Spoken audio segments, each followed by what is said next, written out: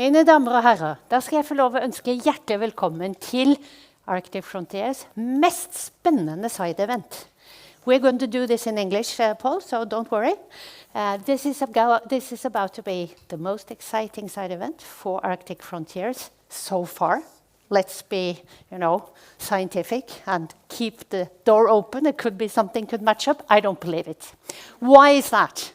It is because we will, during this time set off for this session, try to bridge the gap between understanding what could happen and understanding the impact on our society. And that gap today is too big because people haven't fully taken on board how important it is to understand what the sun is capable of doing, what it is doing, and how many near misses we've actually had in terms of solar storms. Now, we're not only going to describe a problem for time, positioning, navigation, but we also have a proposal for a solution. So get ready for this. And of course, when we're going to talk about the anger of the sun, sounds bad, but the power of the sun, we could even say. I'm delighted to be able to present to you the most eminent scientist on solar science, lead for space science from Norwegian Space Agency, Paul Brekke. Give him a good hand. Thank you so much. So my introduction to this will be to talk about how the sun affecting the society and also the events on the sun. There's different things that happen on the sun that gives different effects here. And some more example of this. And then I'm going to end up talking a little bit about what we call superstorms, which are the ones we are really concerned about. And you will hear that later. So I'm going to start now with showing the first picture. So was actually Northern Light taken during the first Arctic Frontiers. This was taken 6 years ago during Arctic Frontiers again. This is actually a real-time video recording with a sensitive camera. But all you see here is basically space weather. So all the movements, all the light you see is the sun that pushing on the Earth's magnetic field and particles colliding down in the atmosphere. And it's fascinating to think that the effect or the source of this, what you see here, is 150 million kilometers out in space. The sun is really what's causing this. And space weather is basically all the effects that the sun has on our close environment, on technology, satellites, communication, and so on. And space weather we have basically every time there's northern light, we also have space weather effect here. In particularly high north, we will have more space weather effect than other places. And that can affect directional drilling, farmers using GPS and so on. And of course, if you want to find the closest coffee shop, if your GPS doesn't work. Can I get this picture on the screen in front of me? No, okay. I see an Excel file here with the program. Okay, then I'll turn around. Basically, it's 4 things on the sun that causing space weather, and we have different names for it. The first is flares, and then we have coronal mass ejections, and then we have proton showers, and we have radio bursts. I'm going to explain a little bit how this happens on the sun. So this is the sun, this is an animation, but first we have the flare. That's an intense increase in the flux of ultraviolet and X-rays. And of course, they move at the speed of light. So when we observing that increase with satellites, we are already hit. Our atmosphere is bombarded with ultraviolet light and X-rays, and that causing problems with GPS and radio communication. So we can't not really forecast that event. But when we see something like this happen, what we do, we're using satellites, and we're looking for if there's a gas cloud coming. And this is called a coronal mass ejection, a CME. That spends 1 to 3 days typically, so we can forecast and we can estimate the arrival time of these things. And sometimes in front of a CME, you can get the shock front that accelerates protons, high energy protons, which comes almost with the speed of light. They reach us in half an hour, and they are dangerous for astronauts and spacecraft. And we'll come back to that a little bit. So we just 2 weeks ago, we had a proton event. It was actually very strong. Here again, this is a timeline. So the flares and radio burst, which is a radio noise, comes with the speed of light, 8 minutes and 20 seconds. The proton showers, they come in half an hour, and they can last for almost a day. The CME takes 1 to 3 days. They can also last a long time when they have the effects, and they all have different effects. So this is how the forecast is trying to disentangle these things and give the users warnings about these things. And this is just an example of one solar storm. So it was very powerful in '89, which knocked out the power grid in Quebec in Canada.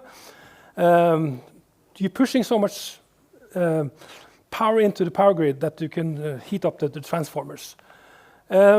Satellites are very affected because they are outside our atmosphere. And I'm not going to go in details, but particles going through, you can damage electronics, you can get phantom commands, you can degrade solar panels and so on. So this is also a problem if you have very strong solar storms. And just to give you one example, this in 94, Galaxy 4 satellite was knocked out permanently. It transmitted 80% of all the pager service in the United States. It affected 40 million people that cannot be reached by pagers and so on. And that's, I mean, and even NASA space weather director at that time, he told us at the meeting that his daughter was giving birth that day actually and couldn't get hold of a doctor. And there's also another kind of group of people or what do you call it, employees that also affected. That was the drug dealers. They tend to use pagers because you cannot track the pagers like you can cell phones. But one satellite can really cause lots of problems here on Earth if you're losing it. SpaceX launching Starlink, this internet system, they're launching typically 50 satellites at a time. And during a fairly weak solar storm, they actually lost 40 satellites in one day. They're parking that in a very low orbit to check them out, and then they're lifting them up to 550 kilometers. They didn't manage to get them up before that solar storm basically expanded the Earth's atmosphere, so all the satellites then felt more drag, and they burned up in the atmosphere.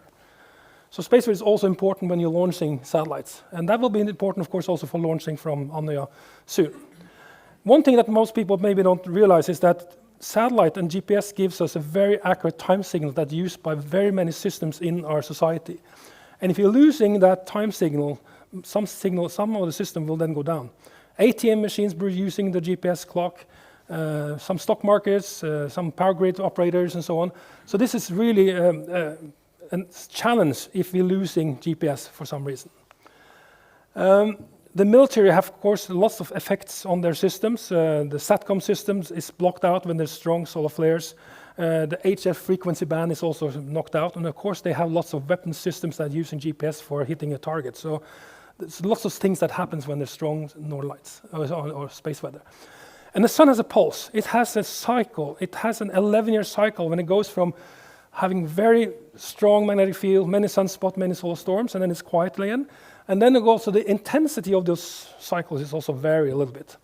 So this is a pulse that we don't really understand why it's there. So if somebody solved that puzzle, there's probably a Nobel Prize in physics lingering there. But we are now just past one solar cycle. So we are still more or less at the maximum. The previous cycle was much weaker, so we have to actually go back 22 years to find the same activity level we have today. And that's why also there's more northern lights than has been in 20 years. You see here, in particularly South Norway, we can see that. And just to take one example, in May 2024, we had an amazing big sunspot that showed up on the sun, and that unleashed a very powerful solar storm. And it turned out that it pushed the northern lights all the way down to actually North Africa. The picture up to the left is actually my cell phone from my cabin, but it's not often you see a cactus and the northern light behind there, or windmills in Holland, or Argentina here. And I read, and somebody wrote an article about this, and they think that this is the most seen northern lights in maybe history, because it was well forecasted. People knew that it was coming. So more than 100 million people probably saw the northern light for the first time during this event. But it also has some space weather effect, and the tractors in the United States, they're weird off because they're using that automatic seeding system. And there's a report now that's saying that on average, each farmer lost $17,000 because of this one storm. Starlink was degraded, and internet was down 7 places. And I have some friends at Svalbard that told me they were in the cabin this weekend. And suddenly the kids came running out of the rooms, internet is down, panic, panic. You cannot be on the cabin with your parents for 3 days without having internet. That's crazy. So it still affected lots of systems around the world. They moved almost all transatlantic flight further south during this storm because they tried to avoid the radio communication problems or also radiation doses on planes.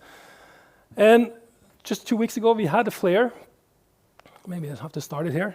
Now when we see a flare like this, we want to try to see if there was also a gas ejection. And then we're using, you can see this flare here. Then we're using what we call a coronagraph. We cover the sun with a disk inside the telescope to see the faint corona.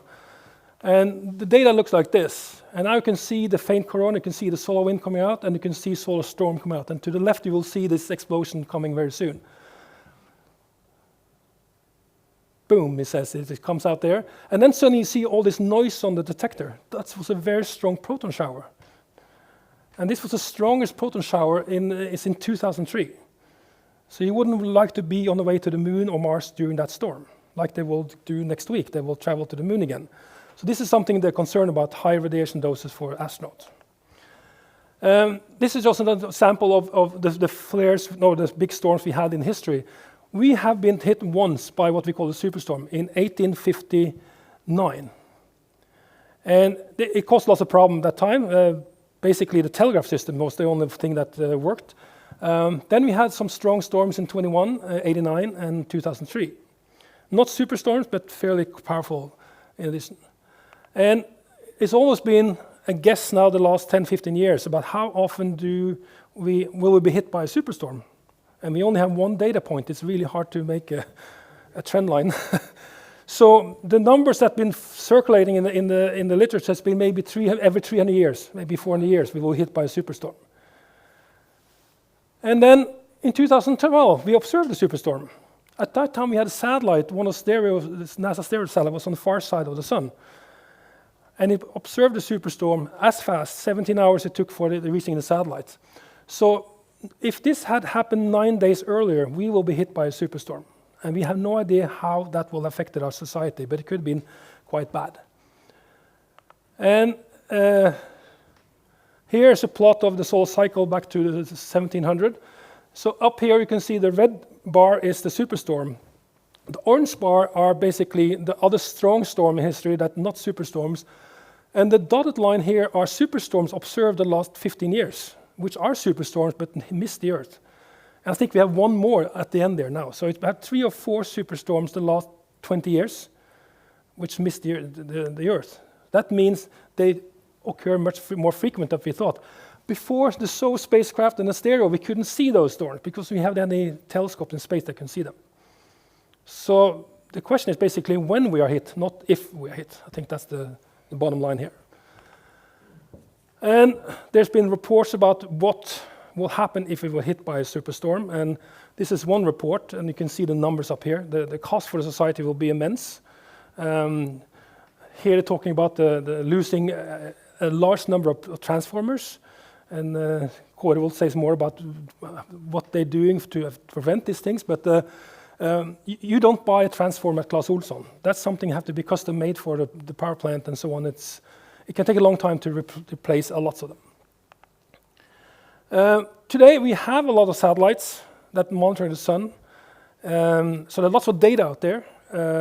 What we need probably is more people to look at the data and analyzing those data, but that's what we're using to give the forecasting system. And then we have people like Magnar going to talk about it.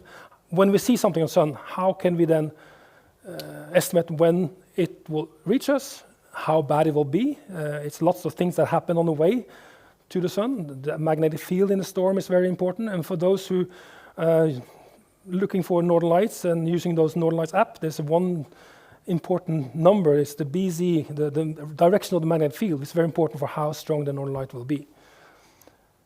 So I think I'm going to stop here and make more time for the discussions. And I thank you all for the attention. Thank you.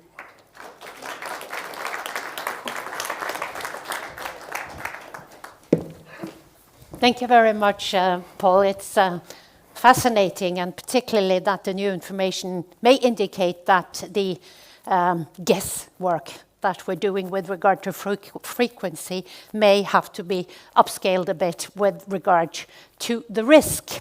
So the next speaker will be from the Universitetet i Tromsø, the Arctic University of Norway, and that is Dr. Magna Gulliksen Johnsen. And you are part of the Tromsø Geological Observatory, and you will complement what Paul said. I have found that if you talk about weather forecasting for space, it doesn't take more than 1 or 2 or 3 minutes at the max before they start talking about Magnar. So welcome an expert. Thank you.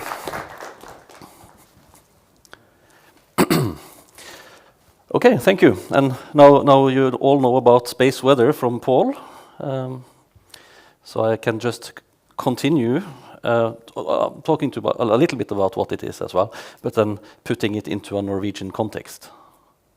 You see that's a satellite image of Norway, and you see the beautiful aurora crossing over.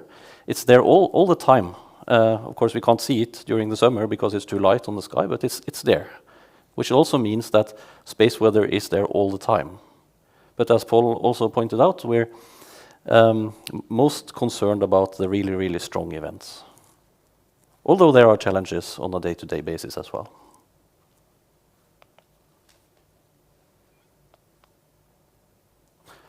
Okay, so I like to start with just the simple definition. What is space weather? Processes on the sun that propagates through space and affect the technology that we use to define ourselves as a modern civilization. Space weather, as Paul showed, is a real threat to modern technology, and it affects almost everything, and I'm going to talk more about that, a lot more about that. But the image here from European Space Agency really illustrates it. Everything from power grids to satellites and so on. Oops. So, in Norway, I started studying at a university in 1999, and this was in the field of space technology. So we started going to Andøya pretty early to launch rockets and learn about space technology there. And we would always sit there around the lunch table and say, how cool wouldn't it be if we could launch satellites from rocket range here at Andøya? And now it's actually becoming a reality. It's a month away before the first orbital launch will happen from Andøya. They had an attempt last year, which showed that they are capable, but in a few months we will see the first satellite being launched from Europe, from the continental Europe, into space. Oops, wrong direction. Company here in Tromsø, KSAT, they're growing extremely fast. We're talking about more than 100 people just during the course of a few years more. So it's a really, really big company for Tromsø, and it's also very important for Norwegian space industry. European Space Agency has just recently established an Arctic Phi Lab, which is an innovation incubator to stimulate development within innovation within Earth observations here in Tromsø. They will spend 150 million Norwegian kroner in the course of 5 years or so. That picture shows iSCAT 3D. That's the most expensive piece of instrument that the Norwegian government has invested in ever. 500 million Norwegian kroner, that instrument. It's a scientific radar, but it will also illustrate how space debris monitoring and spacecraft tracking can be efficiently done from high latitude. That's our Minister of Commerce. She states that space industry is one of the most important future industries in northern Norway. And they just launched a new law for space, and at the same time the director of ESA came to Tromsø, and they declared that they plan to establish an Arctic Space Center in Tromsø. And she says that, so she's really our space minister, right? So she states that Norway will be best at situational understanding, and to achieve that, you need to do space technology, launch satellites. And she states that 2026 will be a space year. And it really looks like that. There's just a lot of exciting stuff happening. And of course, during last year, 320 orbital launches happened from the world. If you just do the math, 50 satellites in each orbital launch, that's thousands of satellites, and this development is exponential. So we're looking at an enormous development within space industry. Now, the Norwegian perspective in this. Norway is located at high latitudes. If we take a look at climate change, we're looking at the next 30 years will be very, very dramatic. In 30 years, the polar ocean, Arctic Ocean, will be ice-free during summer. In Longyearbyen, we were looking at a 9-degree increase of temperature, which means that the climate up there will be the same as in Tromsø right now. The result of this will be then that ships will travel just over the pole, so all the shipping between Asia and Europe and Asia and East Coast US will be across the Arctic Ocean and just past Norway and Svalbard. If you look at the map up to the left there, you see the economical zone of Norway. The area is much, much greater than the geographic area of land-based Norway. So here we have a region where the climate change creates a lot of opportunities commercially and challenges and responsibilities. So Norway will be the leading force to develop this area commercially, but we will also be responsible for search and rescue and security for maritime activities in this region.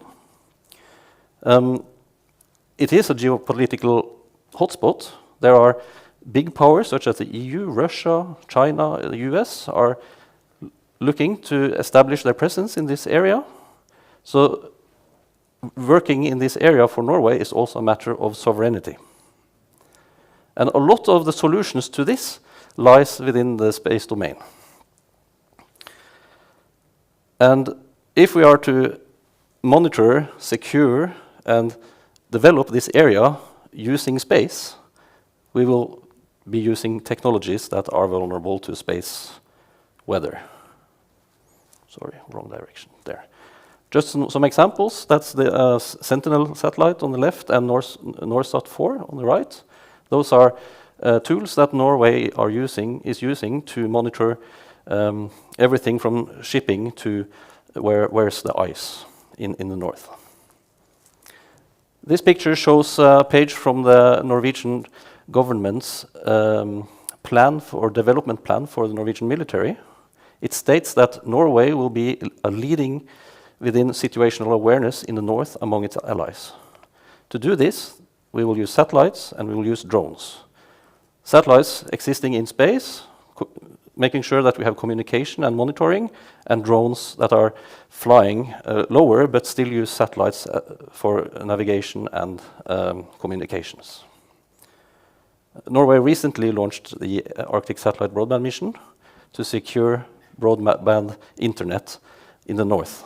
And it will complement the optical fibers that are under development so that we have access to broadband communications in the north. Norway is also, so Norway as the world's northernmost high-tech country, we also have the world's northernmost power grid, high-voltage power grid. Just putting emphasis on that, because it has to do with energy security, and of course we all like to have power in our sockets at home. Since 2017, there has been at least 9 incidents in Norway and Sweden where power grid has been affected by space weather, which is quite a lot. We don't read about it in the newspaper, but for example, one of them actually stopped the power transfer between Sweden and Poland with the Svepol power cable. Other infrastructures that carry long conductors, such as the optical fiber networks for internet or railroads, are also vulnerable to space weather.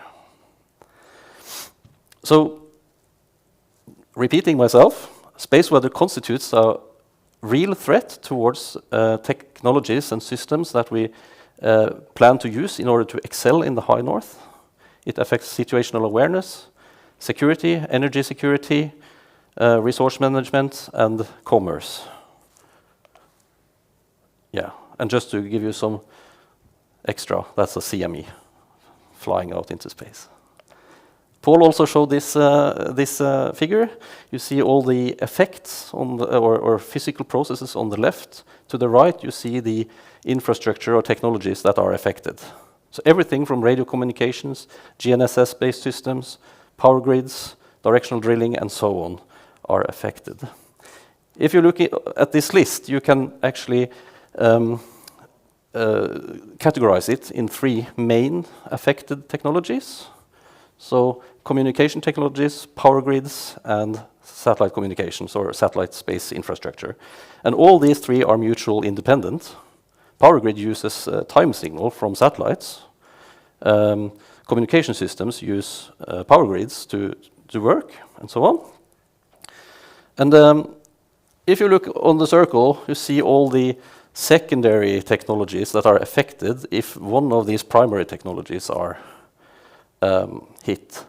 And you see that there is a great potential for cascading effects. If you knock out one of these three main ones, you will see a huge and dramatic consequences for society and operation of the society. It's a very complex picture, which makes it very hard to actually assess what is the societal impact of this. But there has been some attempts. Latest attempt to calculate the economical impact of space weather was performed last year by Lloyds, and their number is 1.2 to 9.2 trillion US dollars in societal expense on a global basis. And that's a number which is very, very hard to actually grasp the meaning of. But that's one of the superstorms that Paul mentioned. So how do we deal with the space weather in Norway? And, well, it's in Norwegian, but it says it there. We're doing this on best effort basis. No one's paying us for it. It was pointed out by Totalberedskapskommisjonen in 2023. There hasn't been any, there's no institute or entity in Norway which is responsible for alerting the society about space weather. And the government hasn't given these obligations to anyone either. And at the same time as we have this situation, we're growing more and more dependent on technologies that are susceptible to space weather. Just a good example is, as Paul pointed out, the space weather events we've seen the last few years, it's the strongest one we've had in 20 years. I had my first mobile phone in 1999 or 98. So since then, the technology inside the phone has dramatically changed.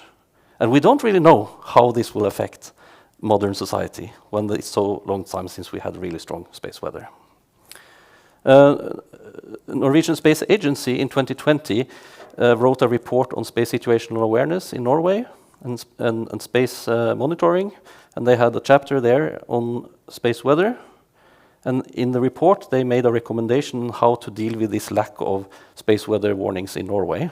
And they pointed at Meteorological Institute, Mapping Authority, and University of Tromsø for potential entities that could solve this problem.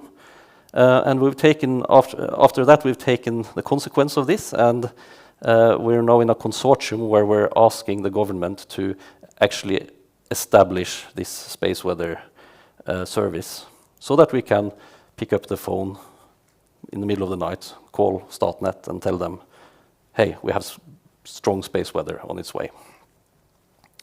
The proposal was sent to the government in November, so hopefully we will know something in October. So it's exciting times. 3 points to take home from this presentation. So Norway is the northernmost high-tech society in the world. We're just under the auroral oval, and this is where space weather effects are strongest and occur most frequently. Currently, there's no dedicated space weather warning service in Norway, and we certainly need one. And it's not a matter of if, but it's a matter of when the really, really strong space weather event will occur. Thank you.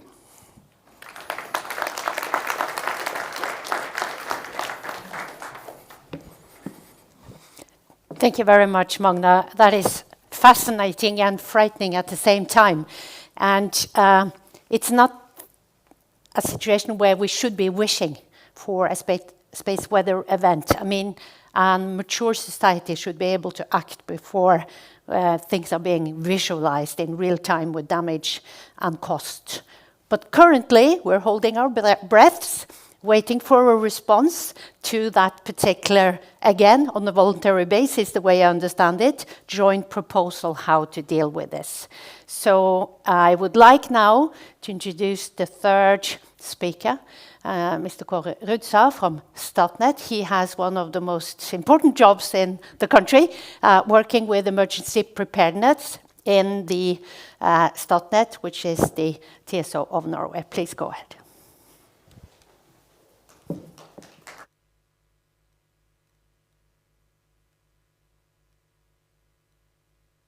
Rudsa, that was said here, and I work for Statnett in a unit that working with preparedness for crisis.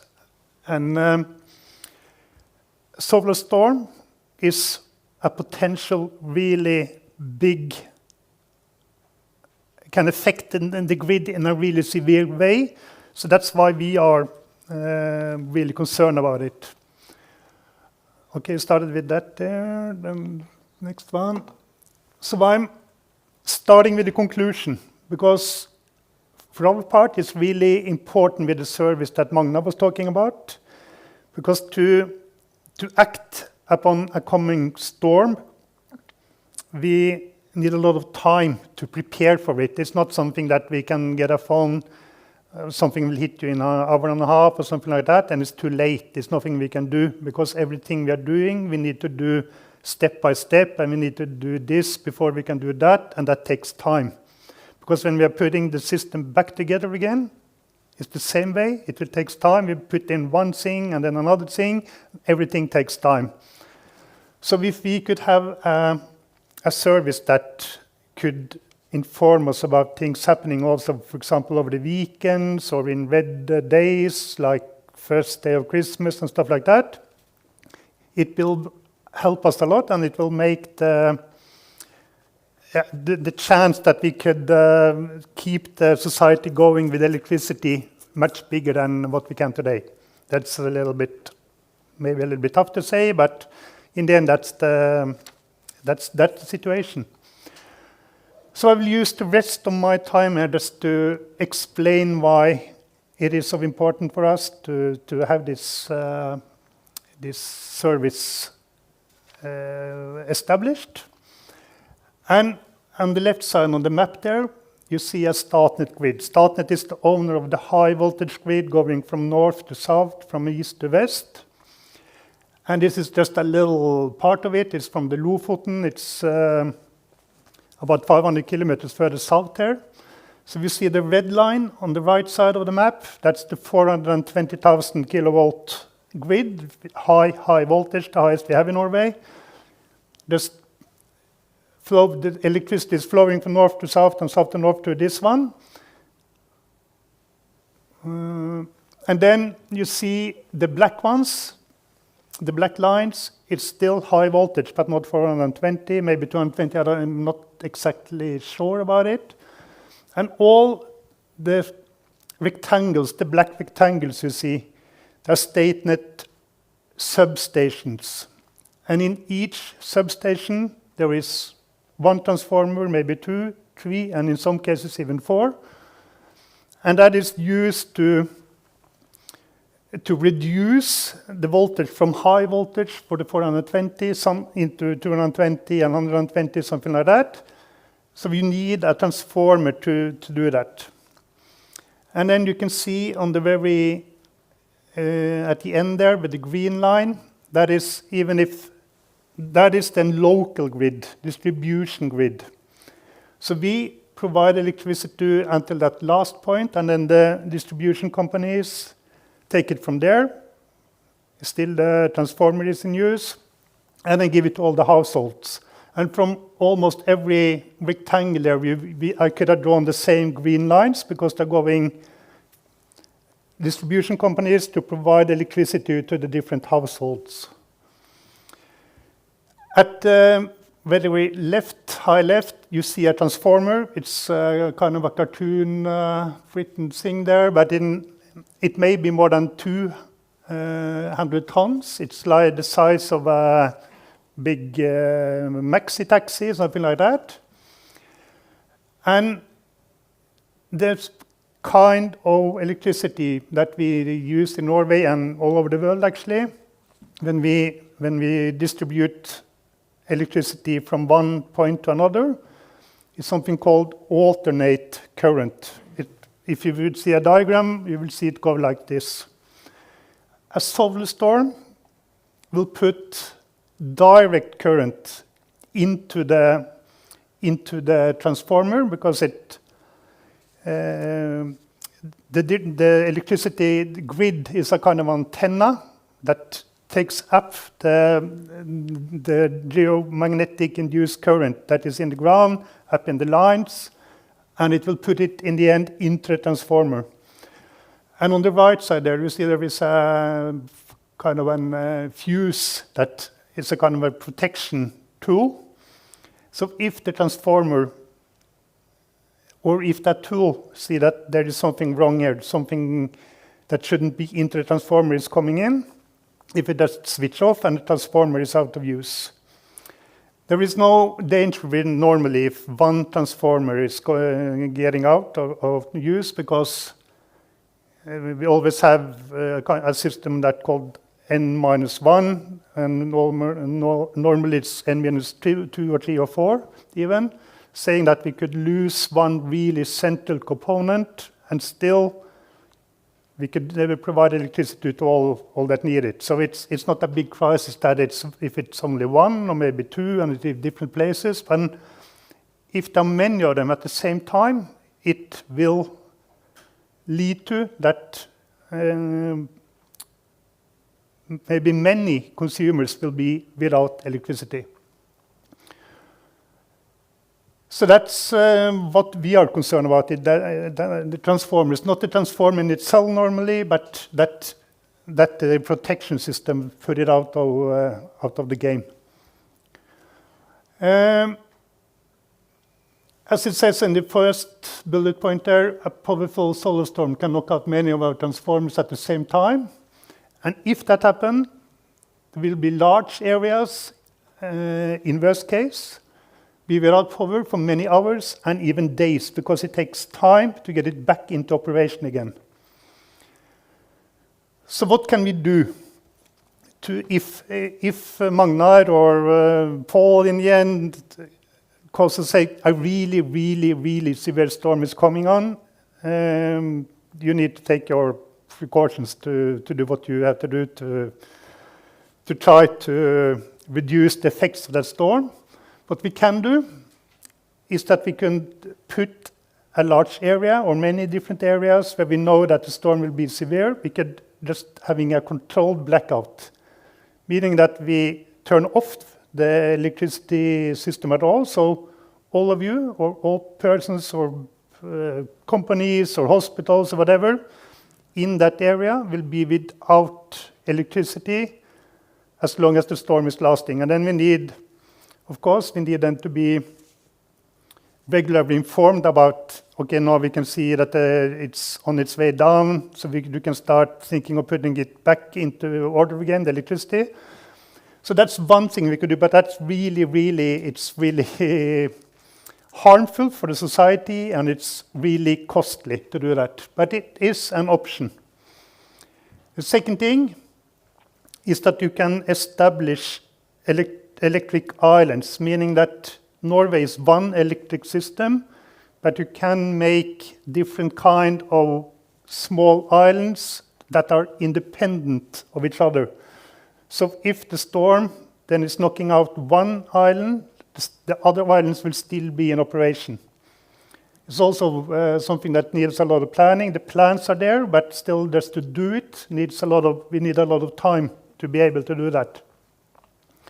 The last bullet point there, in put in bold, because that's what we normally do, at least for the storms we have seen the last 30 years, that we put all the lines we have available, all the transformers, because every now and then a line is out for revision, for example. That means if you look at the written one there on one line, that may be out for other reasons, because they are doing some work on the line, maybe removing some ice or whatever.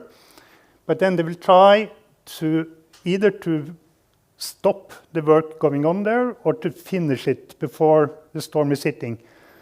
Because then the GIC, or the geomagnetic induced current that hits the transformers, the amount will be the same, but if you divide it on many transformers, the impact on each transformer will be less. So then it's an idea, or it's good to try to get as many transformers in operation as possible. And some other small things we can do that also is we can keep the voltage in the power grid at a low level, because then you have more kind of flexibility both for the line and for the transformers to handle the GIC that are getting in there. In the grid operation room, there is one grid operation room in Alta, one in Norway, one in Oslo. It's then just during the storm, you don't do anything more than you need to do with the grid. You just keep it as, you just stay like this and hope that everything is going good. But you don't try to take out a transformer or put in a transformer during the storm. You just then stick with what you have, and you see and hope it will goes good, because it's more risky to trying to do something during the storm. And also, of course, there are many people that are working with the lines in a normal day, and they are then that you have to adjust the duty rooster to have personnel on standby, so that you can call somebody at the end of night and at the middle of the night. Maybe you have some more at work, just to make sure that you can start handling the problem, or if something is falling out, that you can start handling it as quick as possible. And again, to the conclusion, whatever we do, we need a lot of planning to do it. It's costly and it's time-consuming. That's why it's so important to get an early warning and to be updated during the time before the storm hits Norway and hits our grid. So we're Statnett as a company will therefore be really grateful if that is getting into reality, that service Magna was talking about there. I think that was all from me. Thank you.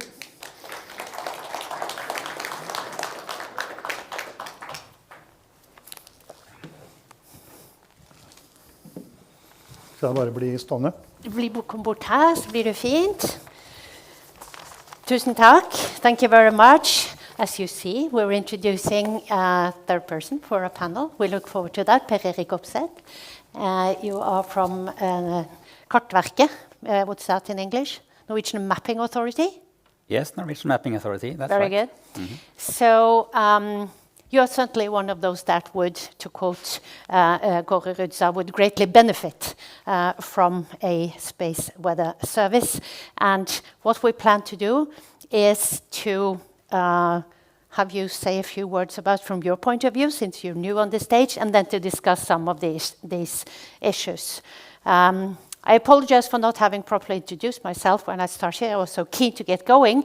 Liv Monica Stubholt. I work with primarily companies in the energy sector and focus today in most non-executive board meetings where I have my daily work is indeed emergency preparedness. So this is hardcore stuff for many people.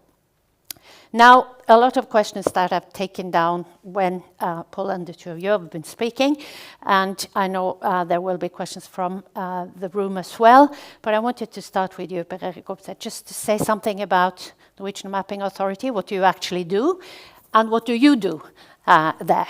Go ahead. Okay, I'm working in a department called the Geodetic Institute. We are operating infrastructures that could provide positioning services in Norway. It's mainly for the professional users, governments, authorities, agencies. But it's really high accuracy. It's down to 1 centimeters. When you go out with your mobile phone, you will have 5 meters, 5 to 10 meters. But with this kind of equipment and services, you go down to 1 centimeter. So we have to do so. We have an international, no, it's not international, it's national infrastructure, over 300 stations all over Norway that gathers signals from GPS all over Norway that's sent to the control center in Hønefoss. And based on that, we could provide these centimeter accuracy services. But the infrastructure could also sense problems caused by space weather then, and that's why I'm here today, I guess. Very good, Per Erik. And you know, every scientific area with any respect for itself will have a number of abbreviations, and I want to run one by you, and it's P&T, Positioning, Navigation, and Time. Could you just elaborate a little bit on how space weather forecasting is influencing positioning, navigation, and time? I know we've had many illustrations. I just wanted your take on it.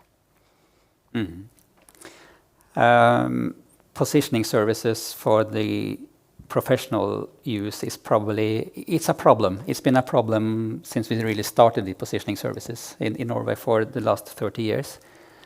But the problem is that it lasts for some hours, and for the users, the equipment just won't give you the position. It doesn't work. You don't know why it is so. It could be space weather, it could be local problems, it could be jamming, it could be whatever, but you don't know. But what we see now is that for the future, there will be more and more new services coming up. Lawn movers will be based on high accuracy positioning. All kind of robotics will be based on high accuracy positioning. So we see a shift from professional use of GPS to the mass market, down to the centimeter level. So that's coming now. We see a high pressure. People want to set up new services in Norway. And if they are not aware of the problems caused by space weather, jamming, or whatever, they will, I don't know what will happen.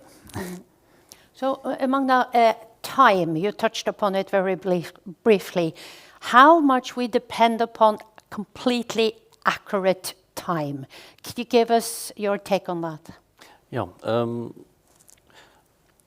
So when we're talking about time, it's not really you have to go to a meeting and you need to get there in time. It's rather synchronized systems. So anything that communicates with something else needs accurate time in order for the continuity of the communication between. So, for example, the stock market or currency exchange market, if you buy and sell, it's important that you buy when many do it at the same time. It's important that it happens in the same order as it actually happened. So therefore, everyone that are connected to the market will need this. Cryptography, if you're setting up an encrypted communication link between two stations anywhere in the world, In order for the receiver to decrypt the received signal, it needs to have the same time as the one who's sent it. So that could be simple phone conversations or a team chat between two locations in the world, but it could also be between an F-35 and some airport or a military control center somewhere. Timing signals on the railroad. When can a train start running? When does it have to stop? Is also relying on the time system. Yeah, that was just a few examples of why it's very critical. So it just seems to be integrating almost everything, and particularly, Kåre, when you talk about emergency preparedness.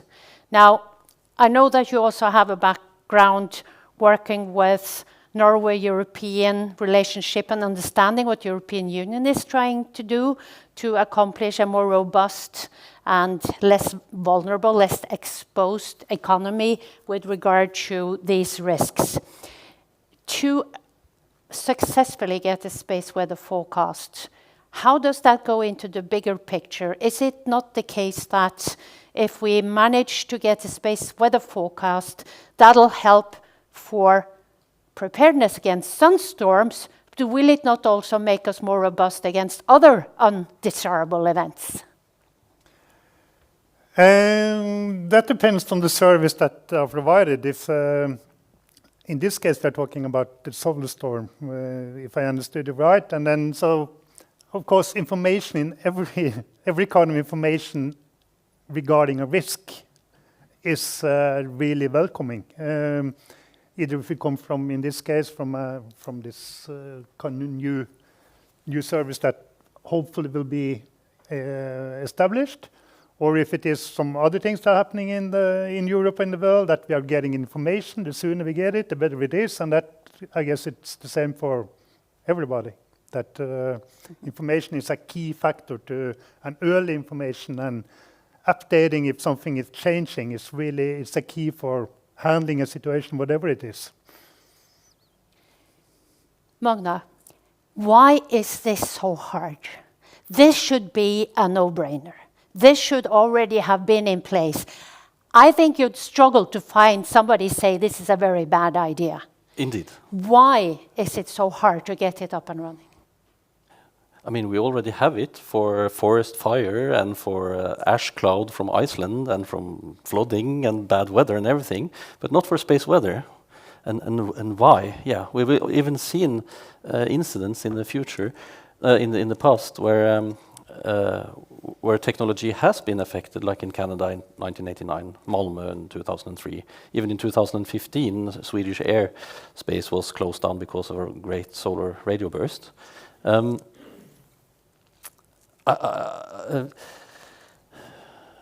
I'm actually a little bit at a loss on explaining why, but of course the technological development, as were already mentioned, has been huge since the last really bad space weather. So the last 20 to 25 years have changed the world completely. So we probably haven't really realized how vulnerable we are yet. Of course, we're standing here shouting, saying this will happen. And I agree, it's a no-brainer. and it's the interesting thing that it remains for me to experience someone saying, "Yeah, doesn't really matter." Everyone agrees we need space weather alert services. We need this, but still nothing happens. So maybe it's because it's a little bit sci-fi, it's a little bit far-fetched to really grasp. But then I think it's important to remember that the effects of a big space weather event, like a huge power outage or losing communications, it's very similar to effects of other natural hazards. It doesn't really matter if it's a space weather or a bad tropospheric weather. It will affect society in the same way.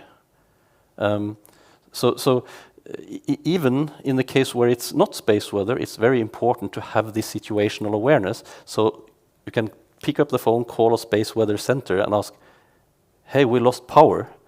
Was this space weather?" And I can say, "No, it wasn't." Then it's for others to decide whether it was the weather or the Russians or whatever. Per Erik, talk to me a little bit about money, because you provide services in terms of positioning that somebody needs. So is this a public service provided for free, or do people pay you for what you provide today? No, they pay us for what we provide today. But I think that will change in the future, very near future. How so? Within a year or two, I guess we will change because we will see now other. I get a little bit nervous for you're staying so much on the. I appreciate it. Thank you. Health safety. Okay. I know. I think it's about the cameras, but health is more important. Go ahead, HSC. Thank you. Yeah, we see international companies coming to Norway now and asking for access to our infrastructure. And that's one reason for that. They want to set up positioning services in Norway for the mass market. So that's coming. And will they charge? Probably, yes. But probably not as much as we do today, because this will be available for the mass market. Okay, so it's likely that there will be some kind of payment, but it will be lower because there will be more or multiple providers. Is that correct? That's correct. So I'm looking at you, Kåre. I'm thinking the funding issue, it seems to me this could be done quite inexpensively compared to a lot of other things a government is spending money on. So are we caught in a bit of a trap between a little bit commercial and a little bit public, so it's unclear how to push the money to create this forecast? What do you think? I'd maybe think, because if we just relate it to internal Statnett work on this topic, it's a little bit that there is a big, the consequences if one of these really, really severe storms is coming in may be enormous. But we have been operating the grid for not only Norway, but all over Europe and the northern part of the hemisphere that for so many years, and still we are using the examples of Quebec in '89 and Malmö in 2003. Nothing really severe is happening, and then makes it, and also especially then in Statnett, things we can do are really costly, extremely costly. So then you calculate the risk against the cost, and then it's better other things we can use money on. That is better. That is more makes more back for the money in a way. So I think that's also is a part of the problem that we actually need an event. We need a storm that kicks out a few transformers, so we can see that it's for real, that it may happening, and then we can start calculating. Okay, this was only that strong, and if it's double strong next time, then maybe then will be 50 or 30 or 20 transformers. But still now it's a lot of, it doesn't really happen. So it seems to me you're very succinctly addressing the psychology of this. But isn't the science that the longer it's gone since a big storm, the risk is increased? Yeah, and we are working with it in Statnett, just to say that. So we are taking it seriously. But I think that also may be a little bit of a problem for the service, that because it's you need something a real event to hang the project on in a way. Then it's easier. I mean, a flooding or a really severe normal storm is coming every year, and it's easier to take it into account and to count on it. It will happen. Very good point. Can we move back to time? Because I really noticed, Kåre Rudstad, that you said you will need quite some time to prepare for some of the measures. Then Paul and Magda showed us that the first impact is really the X-rays, and that's 8 minutes from the sun to it hits at least the atmosphere, or even impacts on the surface of the Earth. Magda, in your view, if you had sort of limitless funds, how good could you get at forecasting? How much time could you give the users? So let's start with state of the art, where we're now. If I were to set up a space weather service today, it's just a matter of having enough people to do it. So what we do is to monitor the sun, right? To look for the active regions and see how active it is. Then we, for example, observe a flare, like X-ray flare. Then we start looking for this cloud of gas coming out of the sun to assess whether there's a coronal mass ejection on its way. When that has been established, we're doing modeling and also relying on models from abroad to try to assess when will it reach Earth. And then we have typically a 2 to 3 day lead time from we have that information and can provide it to downstream users. So that's where we are. If we set up a service, we're able to give a 2-day advance alert that something is coming. The 2024 event, for example, that Paul showed, that was a series of 9 CMEs coming, and we were working continuously to assess and look at the impact. And we picked up the phone and called Statnett, about 24 hours in advance, and they were able to react upon that. If we are to improve this, of course, that's a very qualitative type of warning. We can't say that Statnett will experience this many amps in their transformer at this specific location, or GPS systems will lose their lock in this particular area. So we're not there yet. And for that, we need better models, more research. But this is something that has to happen in parallel to establishing the operational space weather warning systems.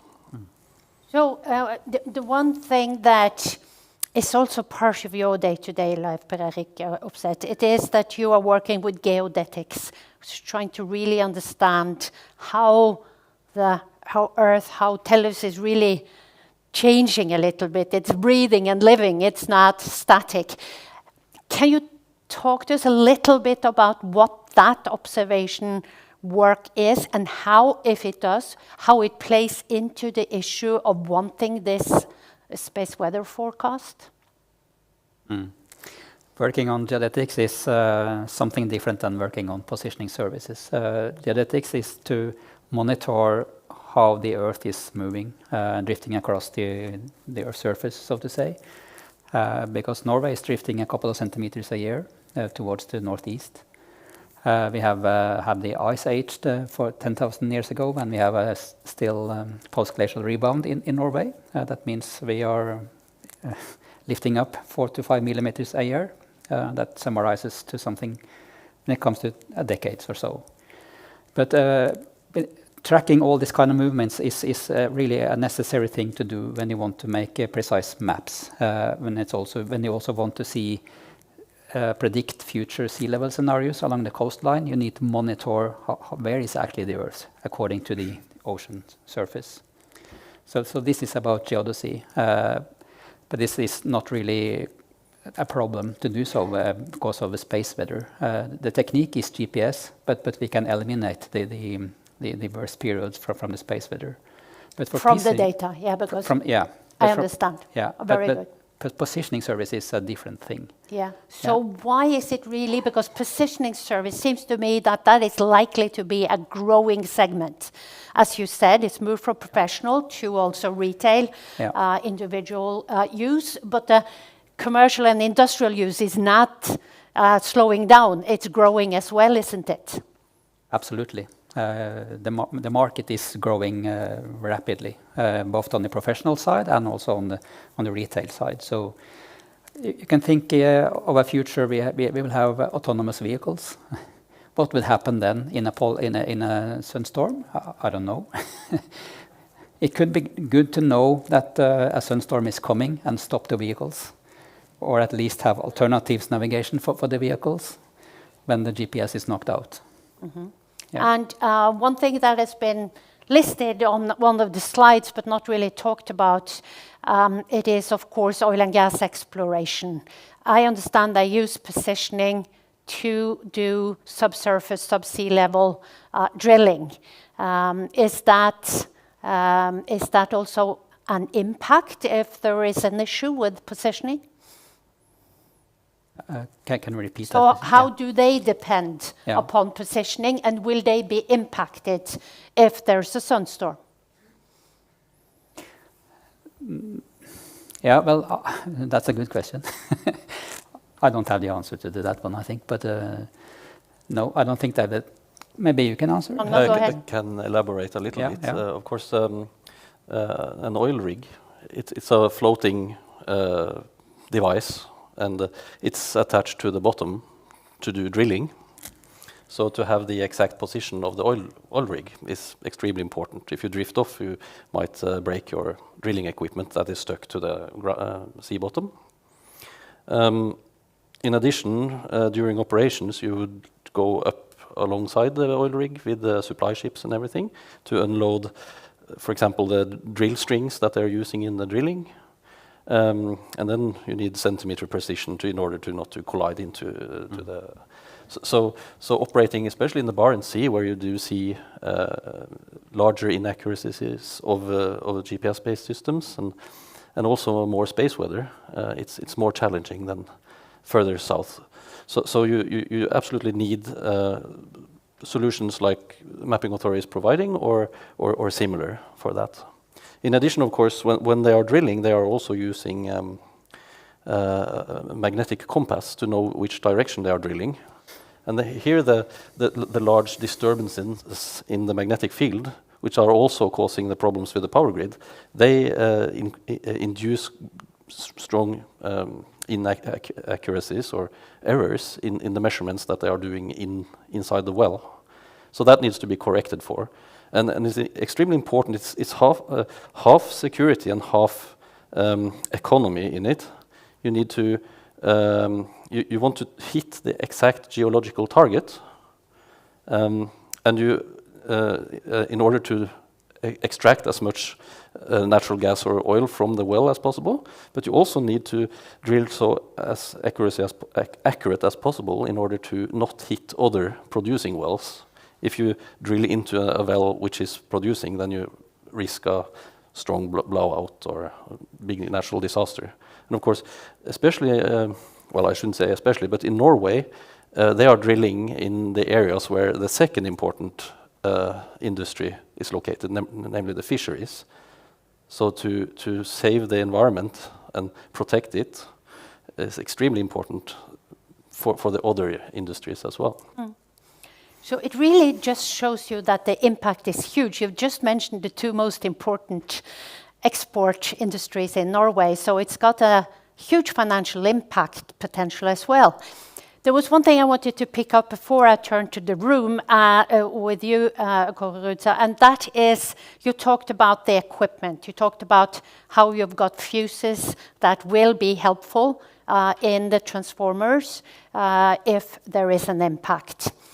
If we got space weather forecast that could also tell us about the frequency and give us some heads up, will that possibly have an impact on development of equipment, invention of new relevant equipment that you demonstrate that this issue is going on and focus, tech nerds and entrepreneurs to provide new and improved equipment because they know they will have a market? Yeah, definitely.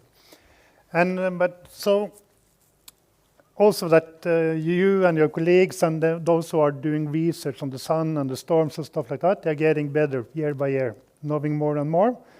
And that knowledge we can use to improve the equipment we are using again. So that's a kind of going hand in hand. So the more you know, the better can be prepared for a storm, and we could have better transformers and better security or the fuses thing, that the protection thing that is getting off. So yes, definitely. Okay, thank you. I'll open to the floor. Are there any questions to the panel? Go ahead at the back there. Yes, please. I was wondering Tell me your name and affiliation, please, if it's okay. My name is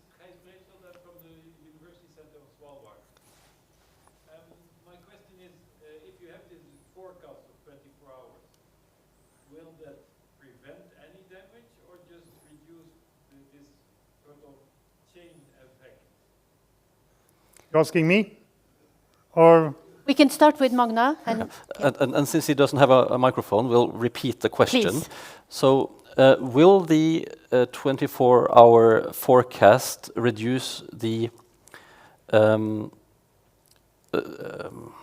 effect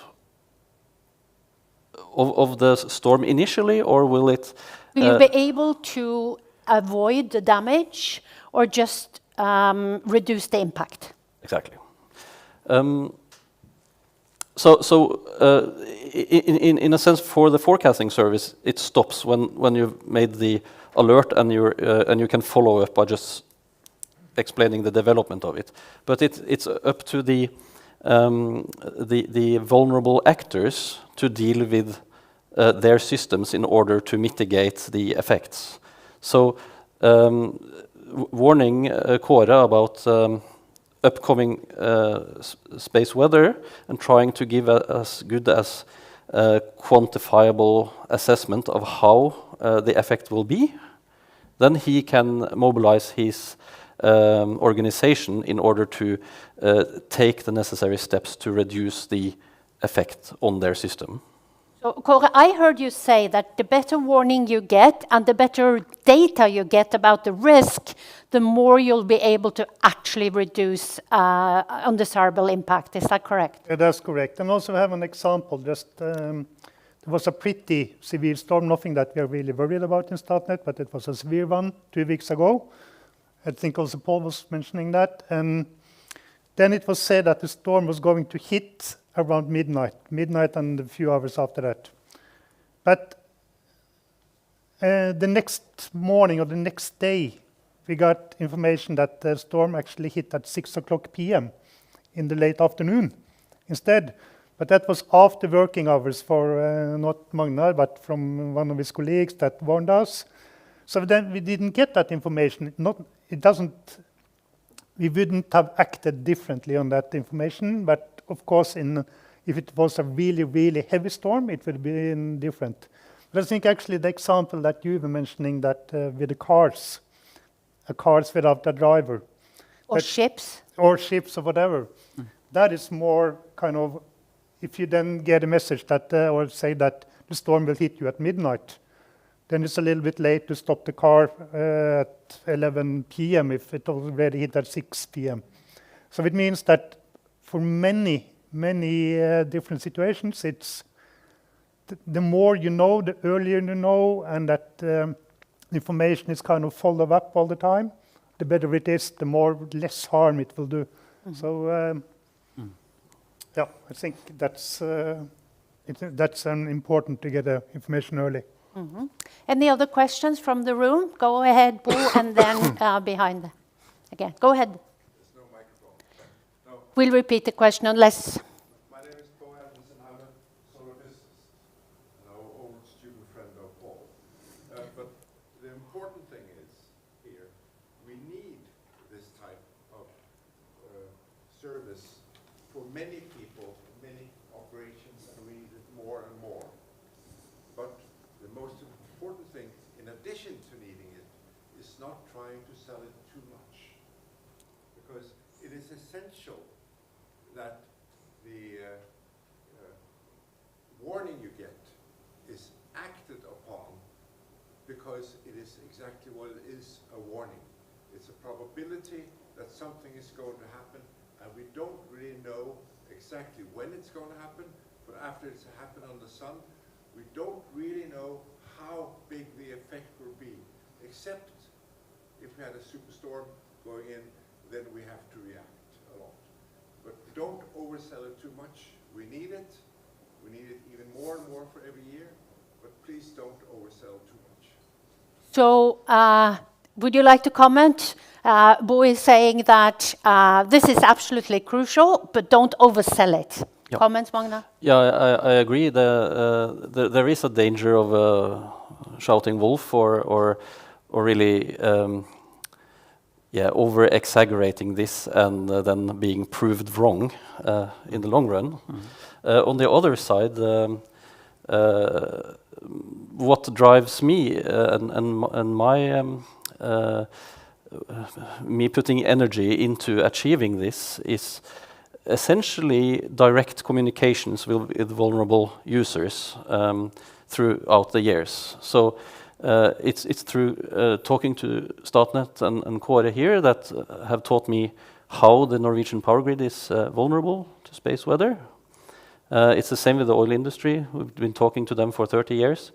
And we also see the effects. And especially after space became the fifth operational domain within the military, the military themselves, they have been very forward-leaning in order to get more knowledge, but also clear-cut information about how will space weather be and how is it right now and how is it affecting our operations. And in NATO context, we also see it, you know, with the Portuguese Air Force in Iceland doing air policing and naval exercises outside northern Norway. Our allies, they are not accustomed to work in the same space weather environment as our own forces. And these really need some assistance from a regional knowledge base in order to not get crippled by space weather.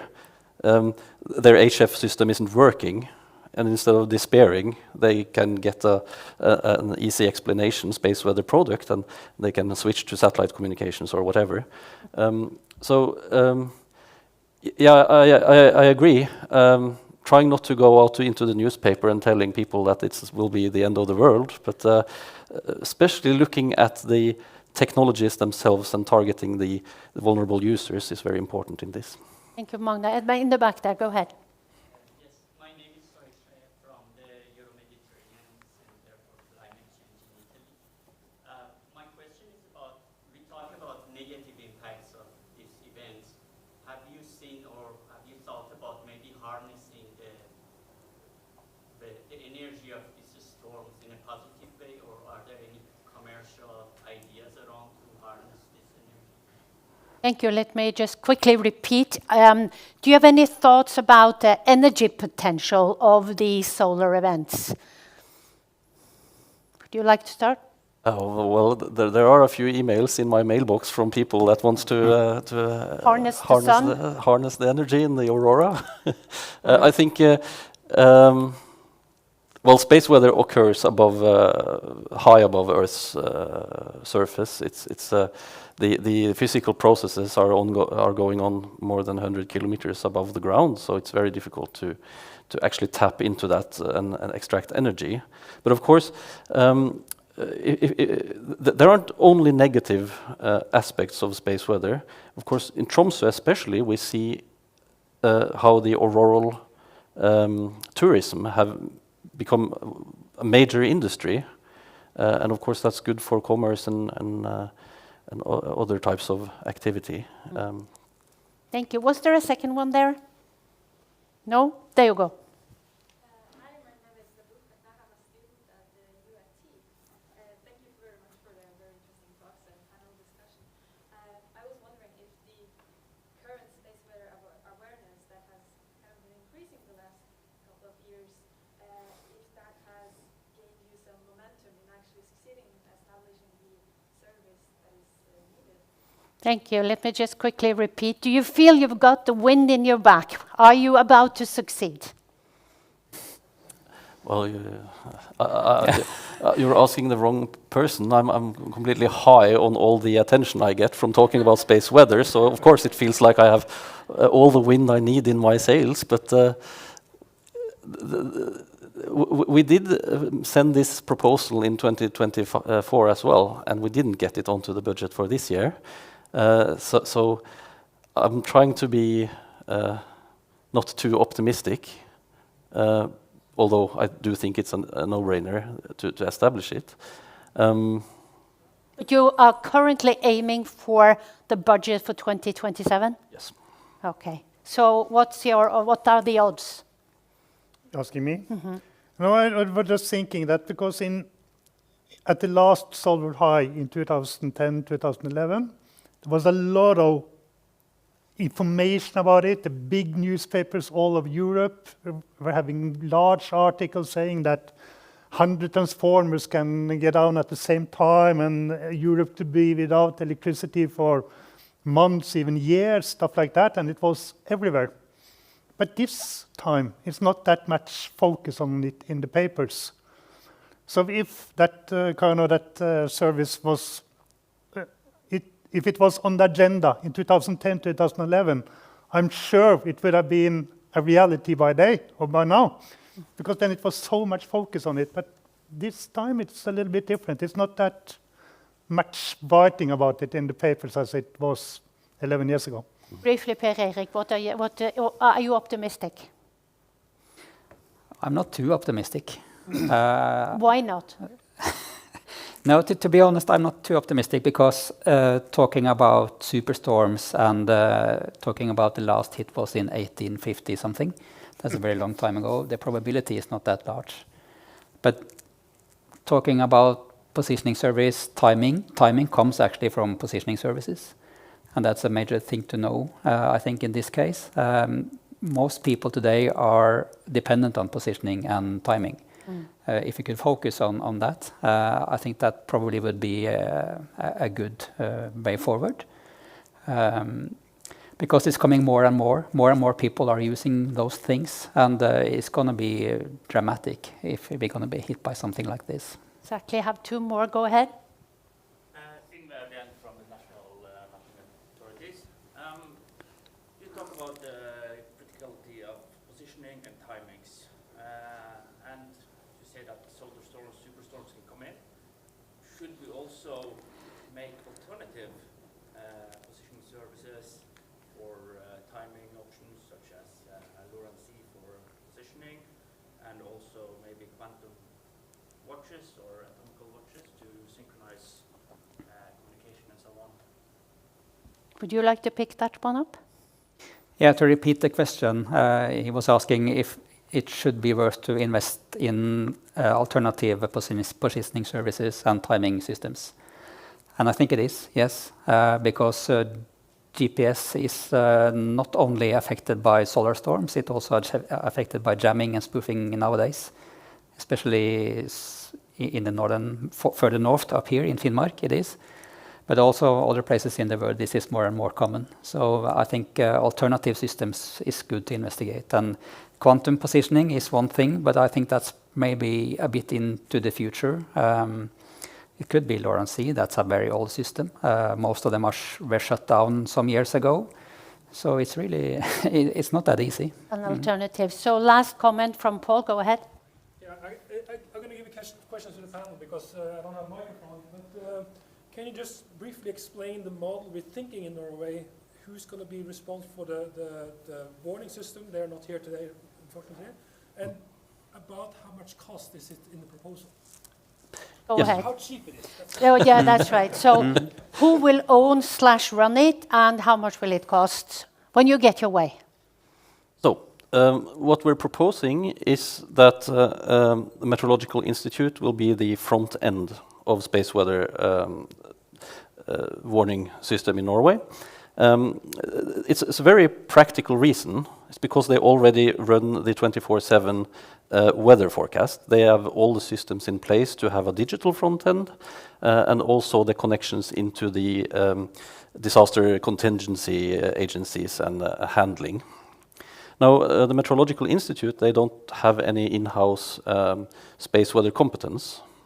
So they will be relying on a second line or an expert center for space weather located at University of Tromsø, which will provide the daily forecasts. And this center will be working office hours, but also in weekends and holidays. And they will then provide second line support to Meteorological Institute. So there will be a hotline between the two. And the daily forecast will also originate from that center. Now, in Norway, the most knowledgeable entity for everything related to GNSS is at the Mapping Authority. So everything that is related to that will be handled on the third line by the Mapping Authority. The cost related to this is mainly associated with manpower to manage to have a 24/7 service, and we're talking about 30 million kroner per year. Just to put that into perspective, one of these drones that the Norwegian military is planning to fly in the Barents Sea at each time, that's 1 billion Norwegian crowns. So if it loses its GPS lock and falls into the ocean, 30 million would be a very, And it's a piece of dead metal. Indeed. So, ladies and gentlemen, thank you very much for that question, Paul, to put things in perspective from the panel. I appreciate it. As you have described it, you've basically served the authorities a ready meal. They can just sign off. You've thought it all through. You've done the alignment. You figure out where the competences are and how you can coordinate. So this should be, as we've agreed upon, a no-brainer. Give the panel a big hand.